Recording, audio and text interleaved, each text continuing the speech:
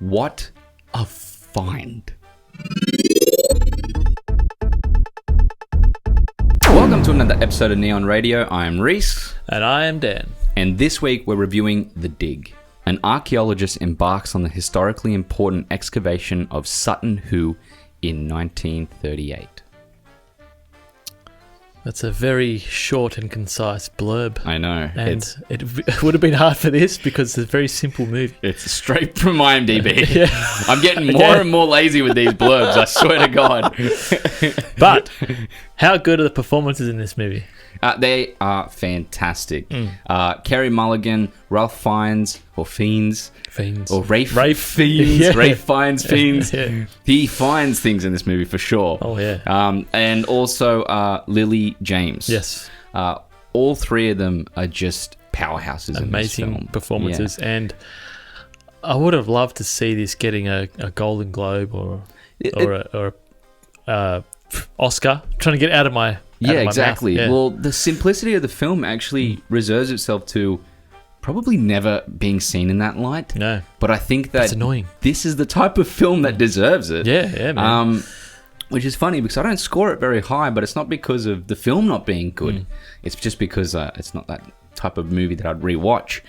But I do think that this is a extraordinary piece of acting throughout all the film's performances, pretty much. Yeah. And it tells a very simple story about finding, unearthing an Anglo-Saxon treasure under a mound. Yeah, and that's pretty much it. That's it. Yeah. I mean... And, well, other than growth in relationships. Yes, of course. Yeah, motherhood, fatherhood. Life and death. Yeah, life and death, yeah. Just understanding oneself, being true to oneself. The movie touches base on most things. Love. Yeah. And it kind of does it in broad strokes. But it's subtle. And subtly, yeah. But it's enough to make it feel human. Human and...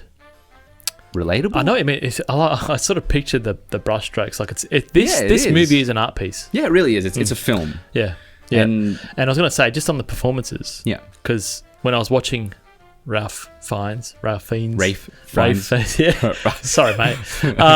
I could picture Daniel Day-Lewis acting this. I can see it. Yeah. Yeah. And again, I'm not like comparing the two.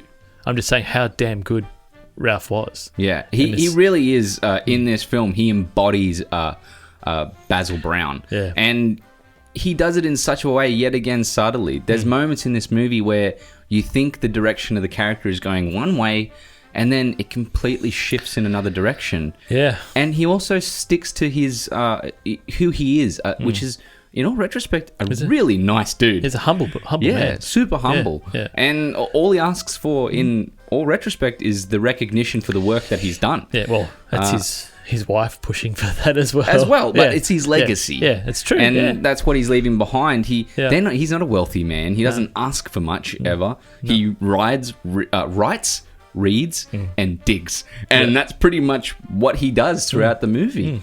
And then a simple man. Yeah, in regards to Carey Mulligan's character, I think a lot of the time she's just trying to not be lonely. Yeah, widowed. Her husband was a general. Yes, yeah. But I don't think, correct me if I'm wrong, I don't think he died in a war or anything. I think he just came home and something happened.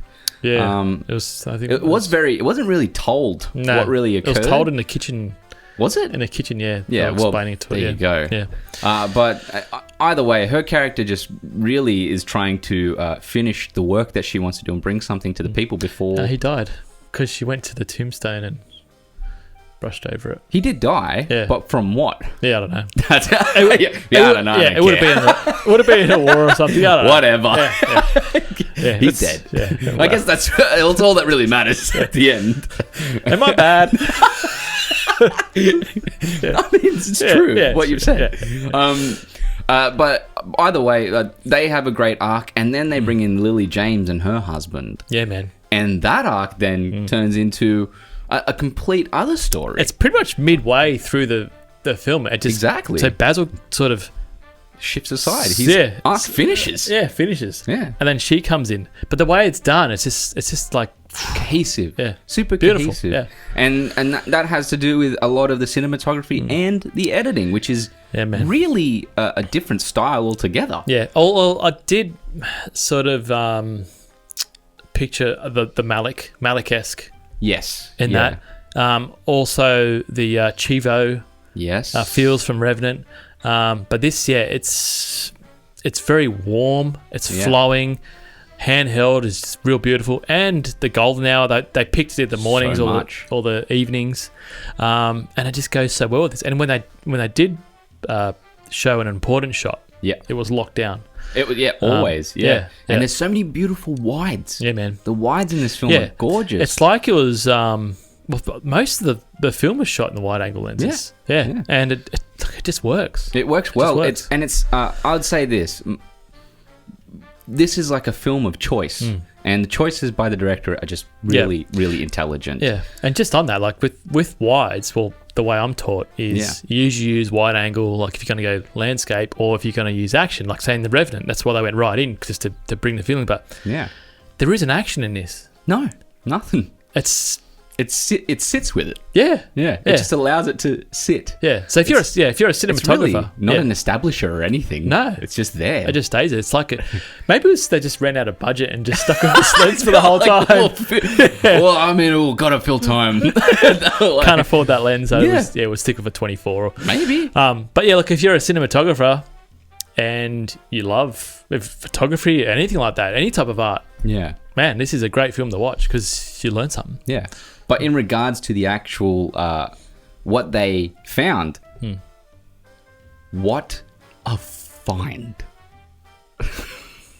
It was a damn good find. It was a damn good find. Pretty much the Sutton Hoo turned into what was going to be some of the most important discovery for the Anglo-Saxon period still today. Yeah. You can't mention that period without this find coming into play. Yeah. And I mean, in the backyard, like it just seems like it's like, I know that route of like Riverway was used a lot back in that time period by ships. Yeah.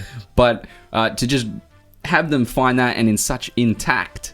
And the weird thing is they never mention the helmet.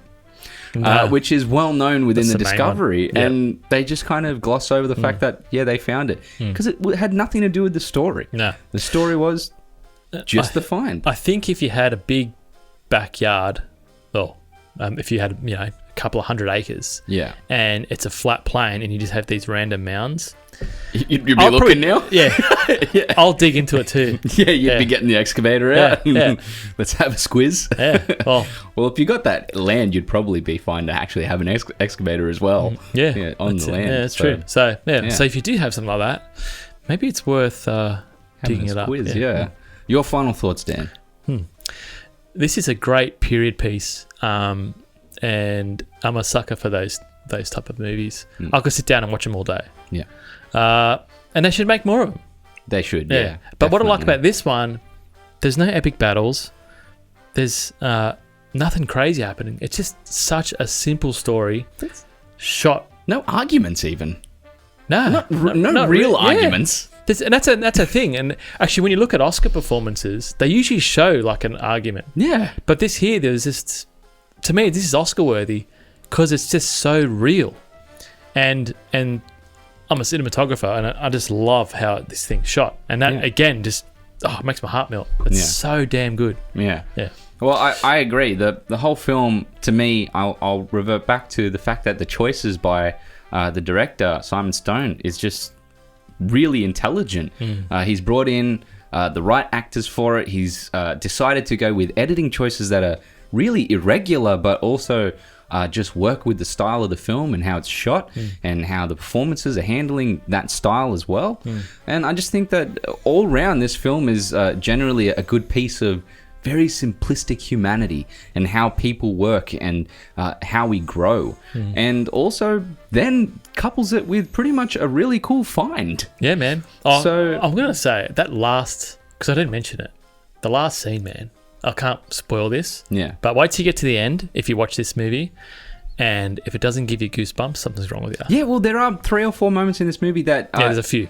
gave me goosebumps. And one that I will say is the whole Basil turning to one of the young men at the start and saying, this man found the first rivet of the ship. And that there just simplifies the type of guy he is. Yeah, it is. There's a lot of things that the director did in this. It's simplified the shots to tell it visually rather than just bloat it with crap. Exactly, yeah. And that is pretty rare in today's films. Super rare for films like this, yeah. Don't forget to like the Neon Radio YouTube channel and check out the Neon Radio podcast for more in-depth, spoil-filled reviews.